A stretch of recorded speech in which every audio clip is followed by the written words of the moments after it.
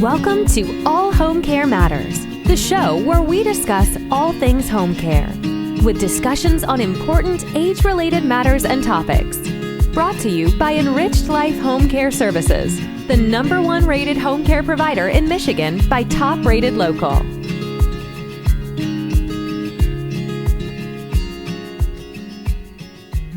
Hello, and welcome back to All Home Care Matters. If this is your first time visiting us here at the show, we want to say thank you for taking time out to be with us today. We appreciate how valuable everyone's time is, and that's why we try and make each episode here at All Home Care Matters something that will hopefully matter to you. Today, we are honored to welcome a remarkable guest, Krista Montague. She is the founder of Dementia Success Path. Welcome, Krista. How are you today? I'm doing great. How are you? Good. It's great to finally get to do this. I know we've been talking back and forth and emailing. Here we are. And I'm really excited to talk about the incredible work that you guys are doing at Dementia Success Path. But I want to first kind of start off with, how did you get involved with this? Was it a personal experience, or is it just something that you've always had a passion for? Yeah. So I've mostly been involved with dementia caregiving in the professional world. So originally, I became an activity therapist at a geriatric psychiatric hospital. So typically, it was like 80 to 90% of all the patients there had dementia. So it was like the more extremes of the symptoms that one could have. And even in the extreme outskirts of folks, it still really came down to, like, do you know how to communicate with somebody with dementia? Because it's completely different than how you communicate with kids or communicate with other adults. Like, it's just a completely new way of talking and being and engaging someone. So I learned that mostly from just hands-on experience doing that job. My job there was to get them to baseline and to engage them, just so that the doctors there could understand like what their true baseline was and be able to give them medicine that correlated with that. Like, oftentimes they were in an environment where, no one knew how to talk to them. And for quite a few of them, once they got around people that really understood how to engage with them, they became completely different people. So it was a really, really cool job. So that's how I got into working with folks with dementia to begin with. And as time went on and as the pandemic went on, the pandemic is definitely a turning point for a lot of folks, including me. And what happened there is just the need just became really intense when it came to my patients in the real world. So I went online to try to get advice and solace from other caregivers, and found all these people kept on asking all the same questions over and over and over again. And eventually I just got tired of just like answering each of the Facebook questions. So I just started making videos answering questions, and those videos went off like gangbusters. So then it's like, wow, clearly there's something here. And I'll be super honest with you, the pandemic was really intense, very traumatic for a lot of folks in healthcare. So I also wanted to find a way, like, how can I still serve folks with dementia and families of those with dementia while working from home and maybe not being in such a crazy, chaotic environment. So that's how Dementia Success Path was born. That's awesome. Yeah, so that's kind of how, we came to be with, All Home Care Matters. We have a home care company, and, we continue to fully operate and function during the pandemic because our staff and the company was deemed essential by our governor. But what I missed was being able to go out to the communities with me and my team, and we would have, 7, 8 different caregiver support groups running. We would go and do like, lunch with Elvis and have an Elvis impersonator come in, then we would do, year-long dementia seminars. And, we have a second building, and the week we got shut down, we had 30 nuns from one of our local convents who were all retired, but they were trying to become educated about dementia so that they could take care of the other nuns who had, been diagnosed with it and knew what to do. And then it was shut down literally the next day. And I was like, how can we still help get resources out to these people? And, we landed on, we'll do a podcast for a month until we get open back up, not realizing, I'm sure like yourself, that it was going to turn into almost a 3-year ordeal in Michigan, at least. So yeah, a lot of good did come from the pandemic, but it was unfortunate it took that to make the good come out of it, right? Some, one of the things that, we hear all the time is, my grandma doesn't have Alzheimer's, or she doesn't have dementia, she has Alzheimer's. And it's like, well, you can have dementia and not Alzheimer's, but you can't have Alzheimer's and not dementia. And I'm sure, you get much more of that than we do. What are some of the common challenging dementia behaviors you get asked about and some of the misconceptions you hear about? Yeah, for sure. So, as far as the dementia versus Alzheimer's thing, the way I explain it is kind of the same way that like cancer is a category of like a bunch of different diseases. Dementia is a category of a bunch of different diseases that are all pretty similar to each other. Uh, Alzheimer's is the specific disease. It's definitely, I could see why people are confused because people tend to alternate between the two words. So it's easy to see Right. why folks are confused for sure. But yeah, I'd say like the most common one that I hear, and I think it's just because when you're experiencing it, feels like, oh, this is just like something special that's happening to my person. When in fact, like I've worked with like over 1,000 people with dementia. So what you find after you have like this mass experience is you realize someone saying I want to go home is like pretty much a universal experience amongst anybody with dementia. So that's probably like a big one where people think like they're all alone in this situation when in reality it's something everybody pretty much goes through. So that's a big one. Showering is a huge one that folks really struggle with a lot. And I think something that isn't really talked about is your sensory experience really changes and shifts throughout the disease process. So their sense of sight, smell, taste, touch, all that shifts. Uh, Obviously, it's not exactly the same thing, but it's very similar to, let's say, for some people who are autistic, who are really sensitive to loud sounds or bright lights or touch or things like that. Like that can happen to a lot of folks with dementia where they just become over undersensitive to sensory experience. And if you think about it, showers are a very big sensory experience and take a lot of steps. That's something a lot of caregivers don't understand as well, is that any task that you would need to do takes a bunch of different steps. And I got certified in Dementia Montessori, so you definitely learned that through the certification process. Like, wow, everything from brushing your teeth to getting dressed to, all these basic things that you need to do to get by as like a person, take a bunch of steps that someone with dementia could get lost at any given time. So I'd say those are definitely like the big two for sure. I want to go home, and showering is like by far and away the most common ones I hear. Do you have, before we go on, I just want to ask, that since we have you here with us, Krista, do you get a lot of questions about, I can't get my mom, my dad, my husband, my wife, I can't get them to eat, I can't get them to sleep. What are your recommendations for that? Yeah. So kind of thinking about the sensory experience that could be happening here, it's really a process of elimination to try to figure out what's going to work best for them. So for eating, as an example, maybe you're loading up the plate with like a huge pile of food that for them is overwhelming. Maybe uh, having smaller portions in front of them could help. Or maybe for them, they just feel like the food is just unfamiliar to them, or maybe they don't like the texture in their mouth. Another thing, too, is maybe there's pain in their mouth. Maybe their dentures are ill fitting, and that could be a reason why they're refusing to eat. Uh, and then on the flip side, some people are really obsessed with like eating a ton of food.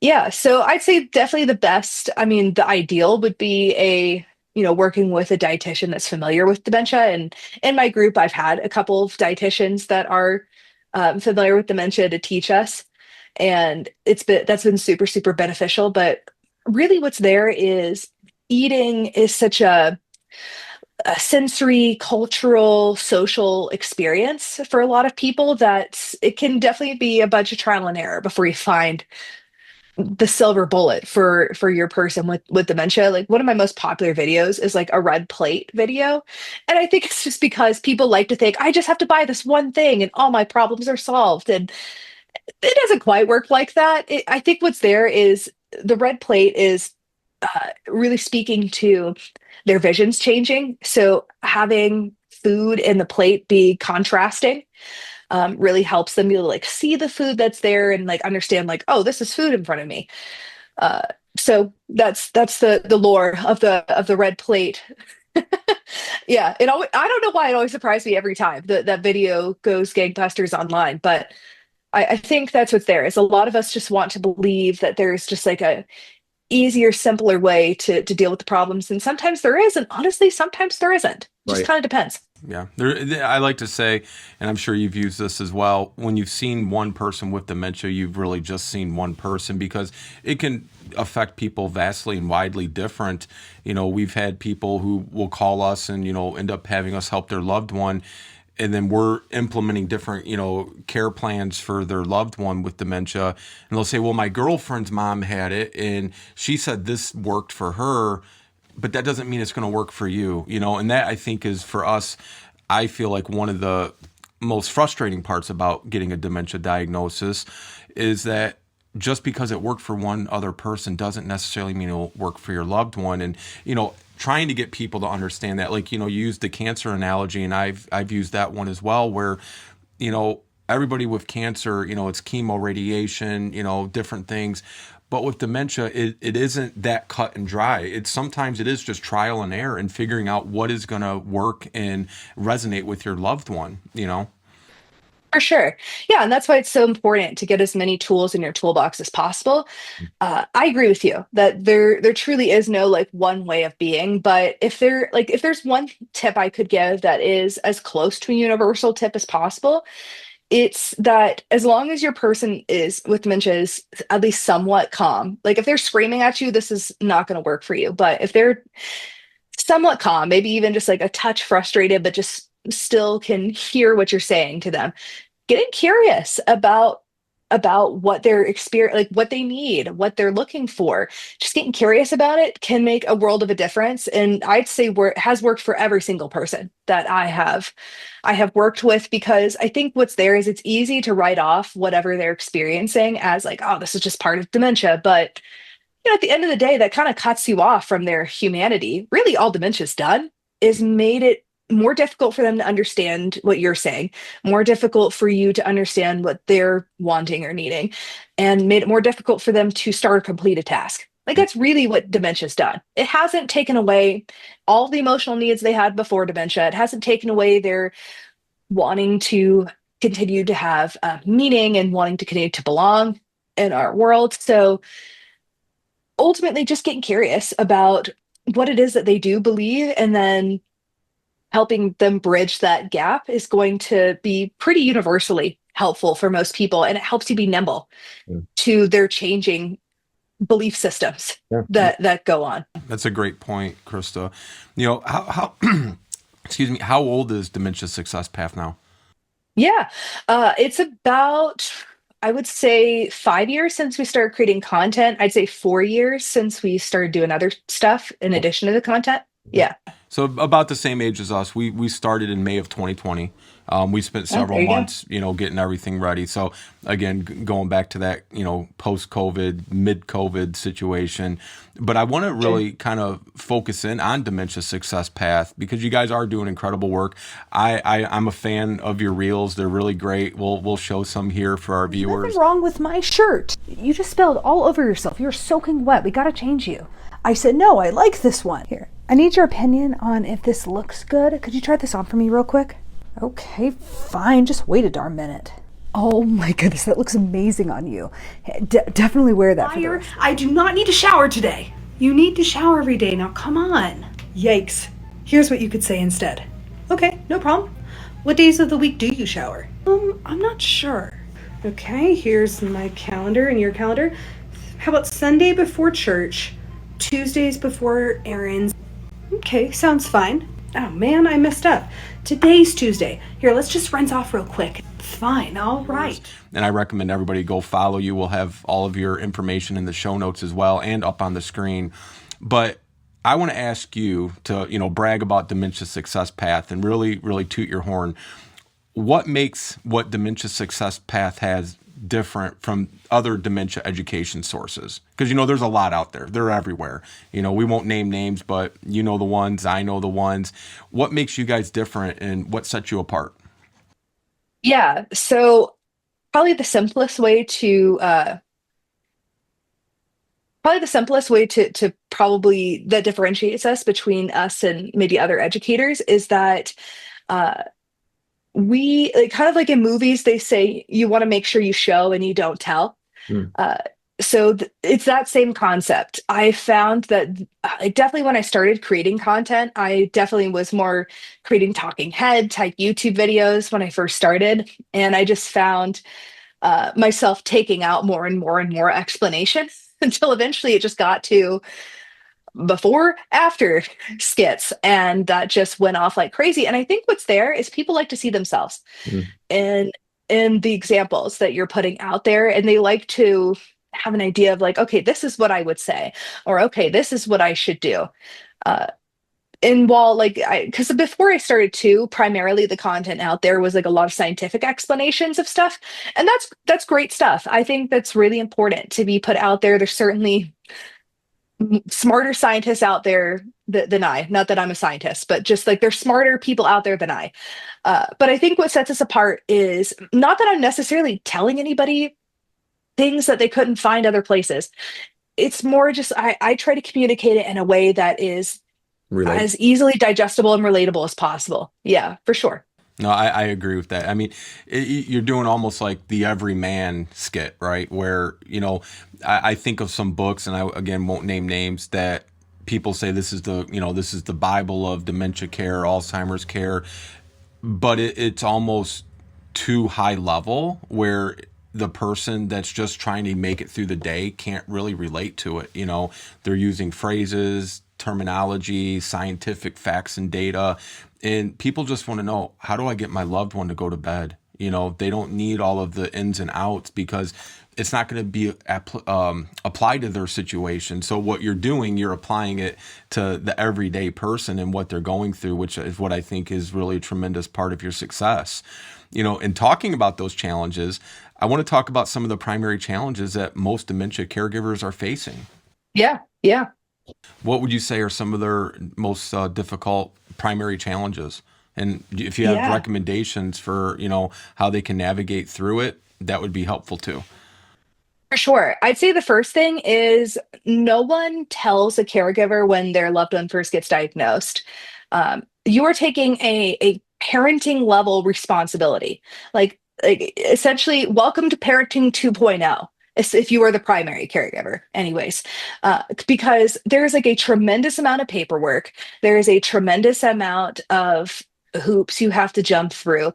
And I think what's there too is a lot of folks will naively think, oh, well, it's fine for me to just have them be on their own, or maybe have a caregiver come a couple hours a day while I go off and work and everything's fine. And while that can work for a little bit, I think a lot of them just aren't like, they just don't know what middle stages look like or what late stages look like until they're experiencing it. And then unfortunately, it's kind of too late to like maybe not too late, but it just becomes significantly more difficult to prepare and to make things easier for yourself when you're already living in it. It's kind of like, trying to prepare for a newborn baby, like get all the like the crib and all that type of stuff like after you've had the baby. It's like you could do it, but it's just significantly more difficult to get all this stuff ready. So that's definitely one thing as far as like logistics, like practical side.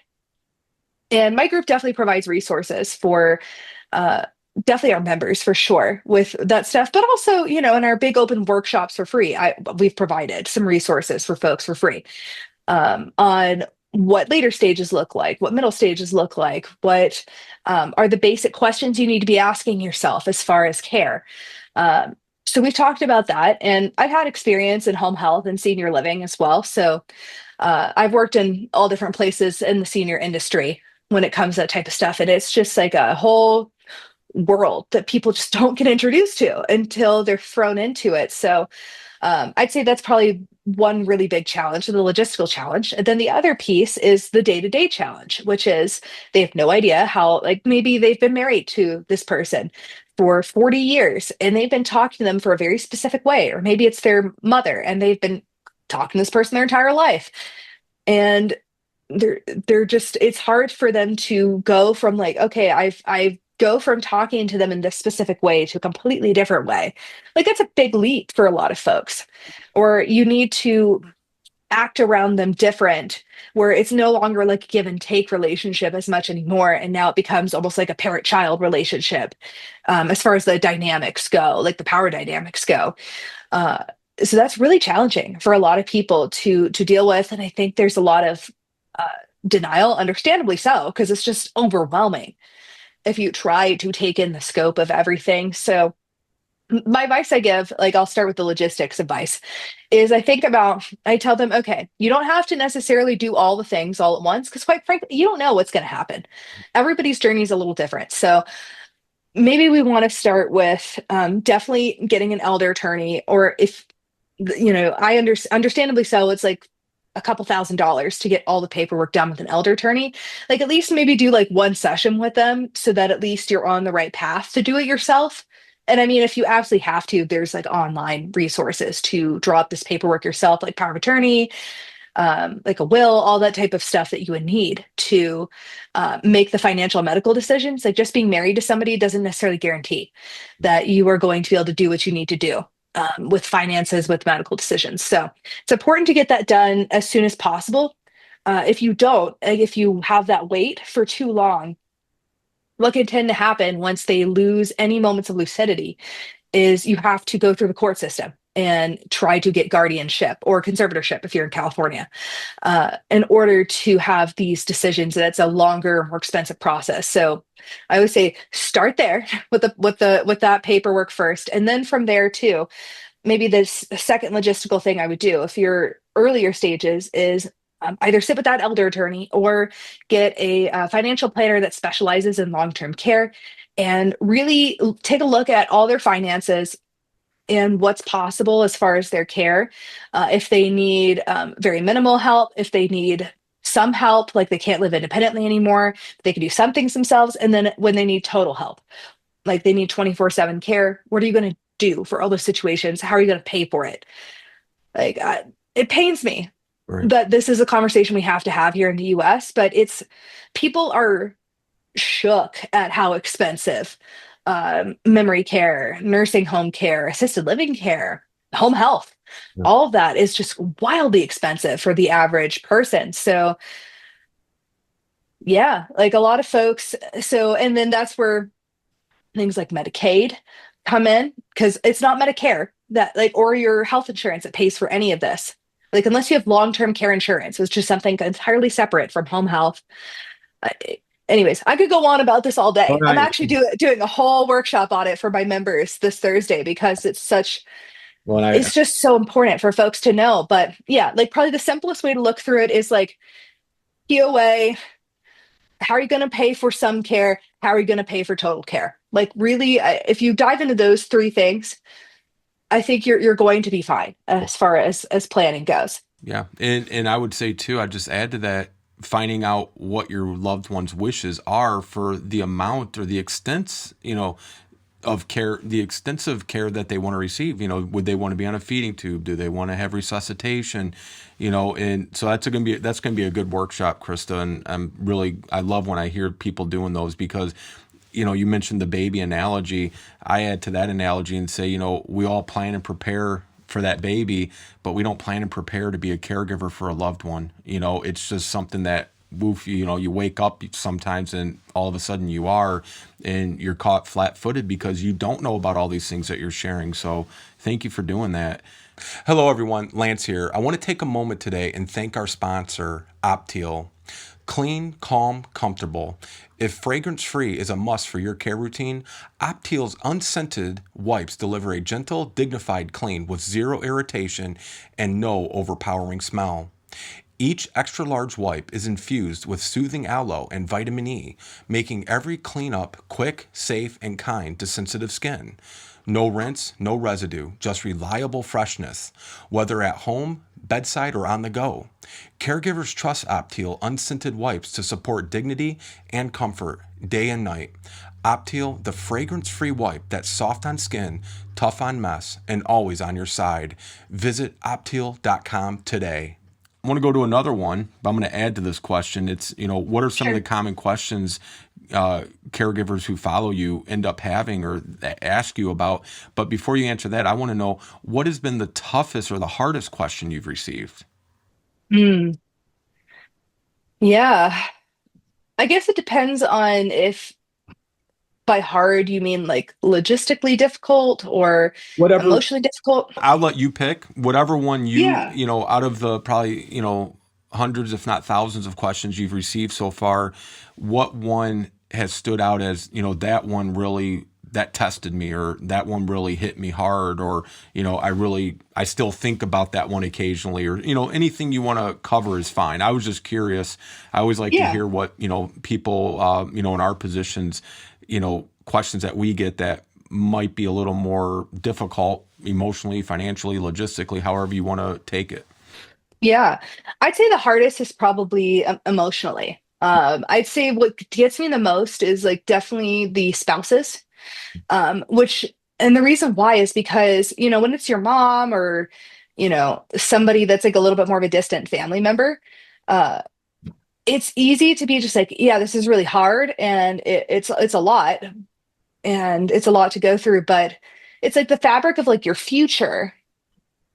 I mean, like maybe it changes, just depends on like the financial hardship or like the job loss or stuff like that it puts on you, but it very much depends. But with like spouses in particular, a lot of them have, dreamed up a whole future they were going to have with this person that they were both going to be able to do, and it's just gone. And that gets me every time with like how hard it is. And not to say that people don't experience that with like their moms or things like that, but I'd say too, what's hard about the spouses as well is just like it cuts into like your identity as well. Like your main emotional support person is, it feels like, oh, they've been cut off from me. So like the big and it's interesting, so a big reason why folks won't be able to listen to practical advice, like they'll hear it and they'll be like, yeah, logically it makes sense, but then they'll do something 110% the opposite direction. I think the reason is because they just feel like if they are implementing these like best practices, that they've given up on their person with dementia. Like I think they just want to hold on to some hope that maybe they'll just somehow none of this is real, and that if I can just talk some sense to them that maybe who they were before they're going to come back to me. And it's hard. Like I think that's the hardest part of all when it comes to all that type of stuff. So I think what's there and what's really special about being able to communicate with somebody with dementia and learning that skill is that you can connect with the essence of who they are for longer. You can gift them with independence for a lot longer period of time. Like a lot of people just assume that because they can't complete a task from start to finish, that they just need to do everything for them. And that's not necessarily true. There's like a ton of opportunities for your person to do things with you, to help you with stuff, to still contribute to people they care about and even the world around them. Like an example I give all the time is like my own grandmother. She was really passionate about volunteering for the Ronald McDonald House. So like kids cancer. And what would be a really easy thing to do with somebody with dementia is maybe you have some adult coloring. So instead of just slapping the adult coloring book in front of them saying, here, do this to entertain yourself, instead saying, here, let's color this in and we'll write a nice little note for the kids at the local children's hospital to lift their spirits. Now you suddenly infuse purpose into something that they can do. That opens up a whole world of like meaning and purpose. Like oftentimes there are people who are saying, my mom is so depressed. And just like, I mean, she's got a lot of valid things to be depressed about. It's like, I know sometimes dementia can make it feel like, it's just dementia that's doing it. But it's like, she's got a lot of pretty valid things to be sad about. The same way you have a lot of valid things to be sad about. But I think like it's to like the core, like the heart of it, which is like our folks still need to belong. They still need to feel like they're a part of things. They still need to feel respected and like feel like they have dignity and independence, but they just no longer have the abilities to carry that out anymore. And like, do you imagine how frustrating that would be to live in that world where you need all these things, but you can't do it? Like, golly. So that could be the most impactful thing we do as caregivers is just help give them pieces of their life back. So I think it's a journey for that caregiver to go from if I could just treat them the same, or maybe on the opposite end, if I could just do everything for them, maybe this will all just like won't go away or won't be as bad as everybody's saying. Uh, so I think it takes people a bit to It, get to that acceptance. Like it's going through the stages of grief. Like you're losing this person as you have always known them. And it takes a little bit to get to an acceptance point where you can start to see them for who they are in the moment, the good and the bad. Yeah, it can take some time to get there, and that's okay. Absolutely. And speaking about grief, we had one of the leading international figures on male grief. Because us males, we're just built different when it comes to grief and emotions. And I told him, for me personally, because I went through dementia with my grandmother, and then took care of my father, but it wasn't dementia related. But both of them, the anticipatory grief for me, Krista, was far greater than the passing grief, that you mourn after the person, because you don't know day to day. And you're, like you said, every day you're like losing a piece of that person. And then you're also wondering, is today the last day? Will they be here tomorrow? And that anticipatory grief is just, it's treacherous. And I don't wish that on anybody. But on a happier note, let's talk about your wins. So what are some wins that your caregivers who you've helped gotten and received? What's your favorite? Yeah. Oh, absolutely. Oh, I know. We love to focus on this in our group as well. So I think what's there is they're starting to see, uh, they're starting to train themselves to look for things that their person with dementia can still do. So I think it's easy to get caught into a rut where you're thinking about all things they can no longer do, or being scared about all things they will not be able to do in the future. And I think it's easy to lose track of like, well, what can they still do today? And once you start really getting into well, they can still walk, they can still hold things, they can scoop things. Like when you start listing off all this stuff, it's like, wow, my person can still do a lot of things. Like there's still a lot of opportunity here. So that's a huge win for a lot of our caregivers. Another one is uh, a lot of them just assume that they have to just entertain their person all day long. And that can feel overwhelming. And it's nice to know that no, you don't have to entertain them all day long. What's really amazing about breaking down tasks into little small steps is those are all potential activities. So you could just be going about your day, doing the regular stuff that you'd need to do anyways, and just invite them in, or take the stuff that you have and infuse purpose into it. Like you're just like, wow, like you just start to see what's possible in your day-to-day life with them, and ways that you can connect with them just start to open up. So I think that's a huge win for a lot of folks as well. And then beyond that too, just the wins of having the things that were daily battles just no longer be daily battles anymore, or just not feel so hard. Like knowing how to respond to your mom saying, I want to go home, instead of looking at it from a perspective of like, you are home, I need to make you stop saying this as quickly as humanly possible because it stresses me out because I don't know what to say. Like instead, getting curious about, okay, well, who are you looking for at home? What are you looking for at home? And just opening yourself up to hear what that answer could be, because it could be as simple as like they just were looking for their slippers and didn't know where it was, and you could just hand them their slippers and they're like, great, thank you. You're like, wow, that was easy. Or it could be, a little bit more complicated. Like maybe they're looking for their kids, AKA you, that is now grown, but in their mind, you're still 3. And saying something along the lines of, oh, when you're not with the kids, who's watching the kids? And them saying, oh, like the babysitter, their dad, they're probably at school, like whatever the answer would be for them. It's like, you're probably right. They're probably fine. Yeah. Hey, you think you could help me with something in the kitchen? Like once you know these type of things, you're just like, man, this doesn't have to be so hard every day. Like this, they start to feel a sense of like, okay, I can finally take control of my life again. Like it doesn't have to be ruled by these constant arguments and constantly me trying to convince them or use logic, evidence, and reason. So that's a big thing. So, we're talking about the wins, we're talking about the challenges, but I'm going to put you in charge for the day, right? You get to, whatever you say is going to happen. What is the one thing you wish that you could install into all dementia caregivers and that they would know and understand? Yeah. So something a little bit different from the other stuff I was talking about in previous questions would be just how like how upset they are really makes a difference in how you communicate with them. So oftentimes, like one of the most common things I'll hear is like, oh, well, I've tried asking them questions and they just freak out on me. And I will probe a little bit deeper and they'll say, oh, yeah, well, my person was already yelling or like cursing at me or whatever. And it's just like, Uh, and beyond that, too, I think what's there as well is one reason why so many caregivers get so burnt out is because they believe that because this person has dementia, they have to just take all this all this nastiness from their person with dementia. When the truth is, you can't teach them to do something else.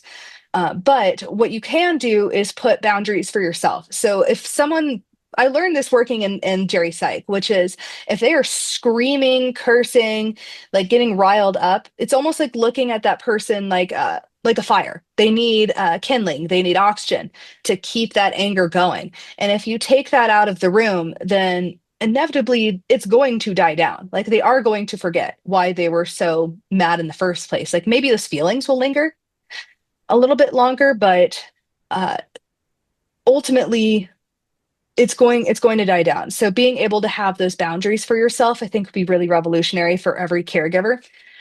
Like if they're screaming at you, usually I say, hey, if they're getting to the point where you're nervous for your safety, just leave the room. Like you don't even need to say anything. If they're a little bit lower than that, then saying like, look, I can't help when you're yelling. I'll come back when we're both calm and just either stop engaging them or leave the room. If they're a little bit lower than that, maybe saying something along the lines of, do you want my help or to be left alone? Something along those lines, just so that they have a little bit of a choice. And then, if they're a little bit calmer than that, then that's a good zone to ask them, to get curious, to ask them one or two questions about what's happening. So that would be definitely one thing. I'd say maybe like on a more emotional note, I think one of the biggest fears a lot of caregivers have is like, what's going to happen when my person doesn't remember who I am? And memory is a more like a more complicated thing than people give it credit for, because we have like the information aspect of memory, but we also have the emotional experience of memory. And what I found working with enough people with dementia is that the dementia really messes up like how their ability to gather information, but it doesn't do anything to how they feel about you or feel about other things. So, for example, when I worked with a lot of my folks in the hospital, they never knew what my name was, even though I was wearing a name tag the whole time. They didn't know how I specifically fit into their lives, but they could sense that because after enough time spent with them and relationship building, they felt like I was safe, that they felt good being around me. So in a way, I took that as like, that's the fruit of my labor. That's the point of me investing time and effort into my relationship with them. And how I can grow a relationship with them moving forward is that memory is a lot more than just them knowing your name. So my hope is that that's a comfort to people who are terrified of their mom forgetting who they are, or what have you, because ultimately, if your person with dementia is calling you their friend or calling you their aunt or whatever, but they say, I like being around you, I feel safe with you. Like, I just like you being around, something along those lines. And that's a win. That's your relationship enduring. That's the love surviving the dementia itself. So I think that if there's any message I could give to folks, it's that dementia can't kill the love that you have for each other. It can't kill the love that they have for you, and it can't kill the love that you have for them. There's a lot more to us than just like what we like the information we can hold in our head.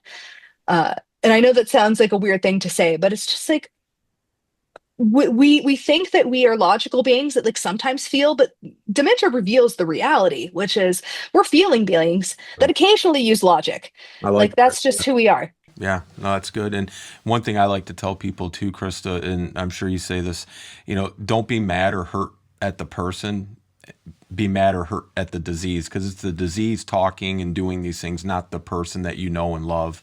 I wanted to kind of wrap up here real quickly. First, for our people that are listening and the watching, it'll be up on the screen, but where would you like people to go to learn more about Dementia Success Path? Yeah, you could go to dementiasuccesspath.com. And get on our email list, because we give out free cheat sheets, send you videos directly to your inbox all the time. A lot of people just find that simpler of it all just being delivered to you. But if you don't feel comfortable with that, that's totally fine. We also have our Instagram, Dementia Success Path, our YouTube channel, also same name, Facebook, same name as well. So you can find everything at dementiasuccesspath.com or Dementia Success Path on all social media platforms. What about email? What's the best email if they wanted to reach out? Yeah. You could go to Krista Messenbrink, which that's my maiden name. For some reason, email is forever. I could change my government name, but yeah. So it's Krista Messenbrink at dementiasuccesspath.com. Messenbrink. All right. So Krista. M as in man, ESEN as in Nancy, B as in boy, RIN as in Nancy, K at dementiasuccesspath.com. Yeah. Perfect. Thank you, Krista. So I like wrapping a lot of episodes up with this question, and I like to see where people's heads are at and kind of where their goals are at. Where do you see, Dementia Success Path in the next 5 years? Let's say we run into each other at a conference or at a Starbucks or a Tim Hortons, and I'm like, hey, Krista, how's it been going? What are you up to? And it's 5 years later. Where's Dementia Success Path 5 years from now? Yeah. We're actively working on expanding to training for memory carers and assisted livings. And I think that's definitely the new frontier as far as training the professionals. And ultimately, the goal would be to offer help for caregivers, like for free, something that's quality. But for now, what we're doing is we're offering very, very affordable, really high quality help for family caregivers. But ultimately, the goal is to make it be for free and then have offerings for businesses as well. So that's definitely the vision for 5 years from now.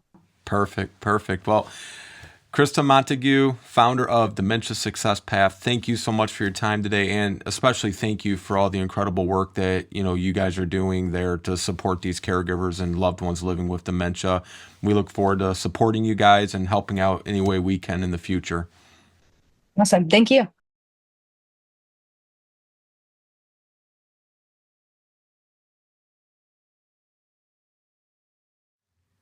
Thank you for joining us today here at All Home Care Matters. All Home Care Matters is here to help families as they navigate these long-term care issues. We invite you to visit us at allhomecarematters.com, where there's a private, secure, fillable form where you can give us feedback, show ideas, or if you have questions. Every form is read and responded to. And remember, you can listen to the show on any of your favorite podcast streaming platforms or watch the show on our official YouTube channel. Just make sure that you hit that subscribe button so you never miss an episode. We'd also like to say thank you again to Krista Montague from Dementia Success Path for joining us today. We look forward to seeing you again here at All Home Care Matters. Thank you for joining us today. We look forward to you joining us again on another episode of All Home Care Matters. To learn more about the show and to connect with us, visit us at allhomecarematters.com.